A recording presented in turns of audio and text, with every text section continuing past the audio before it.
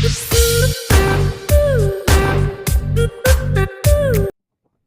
Friends, welcome to my channel. ఈ వీడియోలో ఒక చిన్న స్టోరీ చెప్తాను. ఒక చెట్టు మీద ఉన్న ఒక పక్షి, అదే చెట్టు మీద తేనెటీగ తుట్టి కూడా ఉంటుంది. సో అప్పుడు ఆ పక్షి రోజు ఆ తేనెటీగని అబ్జర్వ్ చేస్తూ ఉంటుంది. పువ్వు నుంచి తీసుకొచ్చిన ఆ పరిమళంతో తేనెటీగ తేనెను తయారు చేస్తుంది.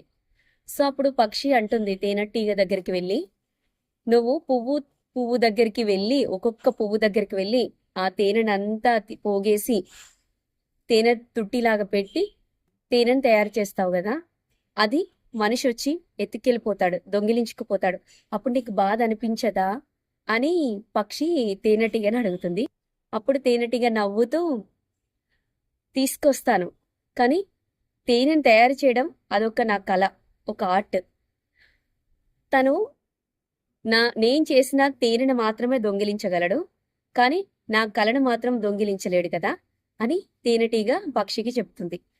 అప్పుడు పక్షి ఆలోచిస్తుంది, చూడండి, తన కళను ఎవరు దోచుకెళ్ళలేరు, ఎవరు దొంగిలించలేరు అని ఈ చిన్న తేనెటీగ ఎంత నమ్మకంతో ఉంది అని అప్పుడు రియలైజ్ అవుతుంది.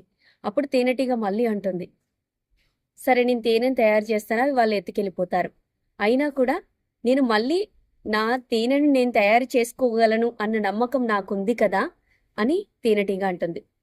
ఇక్కడ చూడండి, ఏదైనా సాధించగలను అన్న నమ్మకం ఆ చిన్న తేనెటీగలో ఉంది. అంటే మనం నేర్చుకున్న చదువునైనా, మనం నేర్చుకున్న కళనైనా, మనం నేర్చుకున్న పనినైనా ఎవ్వరు దొంగిలించలేరు, అది ఎప్పటికీ మనతోనే ఉంటుందని ఈ చిన్న తేనెటీగ రుజువు చేయగలిగింది.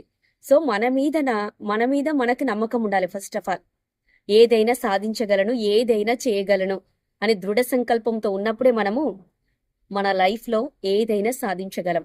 సో ఇక్కడ ఆ చిన్న పక్షులను చూస్తేనే మనకు అర్థమవుతుందంటే అవే సాధించగలిగాయంటే మనం మనుషుల రూపంలో ఉన్నాం కదా.